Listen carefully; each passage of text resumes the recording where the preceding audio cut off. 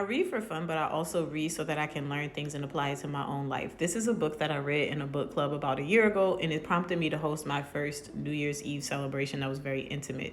And I have decided to make that an annual thing, and I'm going to talk about that.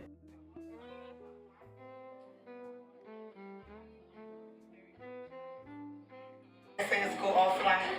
A guided journal for disconnecting. But you wake up, whatever you're thinking when you wake up, you jot down your morning thoughts. For 40 books for the year. Which it says champagne too. It was my favorite. To put in water on tacos or on avocado. What are we saying? Amber's goal is to what? To have her first farmers market. I was like, what you doing is hot. Like, when it's hot, like, I don't run. He was like, I run. And I was like, well, And so the purpose of the gathering every year is so that we can reflect in a very intimate setting on what it is that we look forward to, what are some of the highlights we had during our year, what are some of the things that we maybe regret, and activities that we would change going forward. And this is so beneficial because I don't think that we talk about this typically at a New Year's Eve celebration. Typically what we do is, we party, we have a good time, we dance, we eat, we drink, and then we watch fireworks. But we don't really have this reflective and intentional practice of almost like accountability buddies. Now, granted, everyone in this circle is actually connected, except this year I did have one friend of mine who was actually outside of my family that I invited, and she just fit right in. She came in, we talked about it, we encouraged each other, we talked about goals. One of my cousins is a craftsman when it comes to baking, and I've been on her like the past few years, like, girl, what are you doing? Like, you make beautiful cakes, why are you not like taking full advantage of that? And she wants to, but she would lay in the pool of like not really feeling motivated, sometimes feeling defeated, sometimes just feeling overwhelmed. And so she set a goal to get in her first farmer's market this year for exposure and to be consistent with that. And my mom took it upon herself to be teacher mom. And my mom's an educator, and she was kind of documenting everybody's goals. So this time next year, when we have this conversation, we'll be able to reflect on who did what, how did that go. And then there were also some common goals within the group.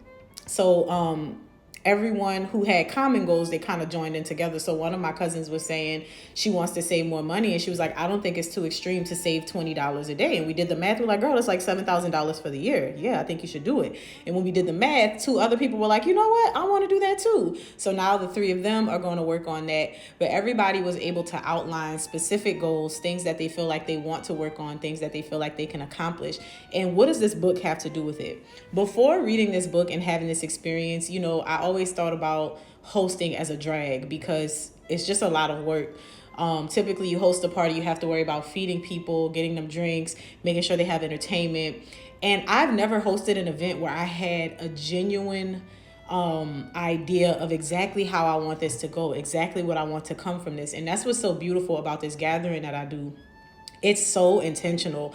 I choose the people that I want to be there. I encourage them to bring, well, it's not an encouragement, it's a requirement to bring a small gift so that we can have a gift exchange, because I think that there's also something so powerful about taking the things that you benefited from and being able to give it to other people. So some of the gifts were like candles. One of them was this notebook. I mentioned earlier on here, my sister's gift to the group that I ended up receiving was this notebook with these really cute highlighters and pens. And she was talking about how they really helped her with therapy and like unpacking her thoughts. So she's regularly writing in notebooks, and I actually use notebooks all the time, so I know that it's going to work for me. The gift that I gave, I don't know if y'all remember, I had been using the savings binder that I got from TikTok Shop, and I saved thousands of dollars this year with that book. So I gifted it to my cousin who actually had a savings goal, so it ended up is going to benefit her as well, because she's also one of the people that's joining in the $20 per day savings challenge. And so when I went about doing this gathering, I didn't make the central theme just food and drinks. The central theme was community, impact, intimacy, encouragement, and uplifting. So I built everything around that. I knew it was going to be a small gathering of people. I knew, okay, well, this is who's coming. This is the type of food that they like. One thing my family always loves is when I make a charcuterie board. So every time I host something or every time I show up at something, I'm probably bringing a charcuterie board. So I did that. We also had like drinks. I don't drink, but I always keep in mind that some other people might like wine. So I always get a red and a white.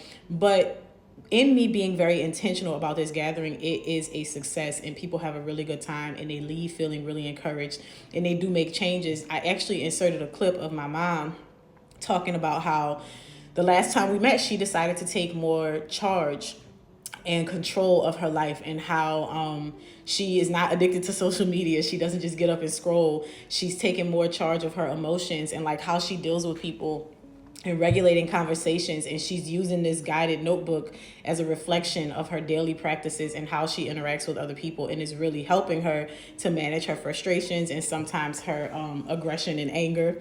And I don't know who needs to hear this, but books are not just for reading and putting them away. Sometimes you can take stuff and put it in your back pocket. And also, this is a shameless announcement that you should probably be hosting events, because you might enjoy it more than you actually realize.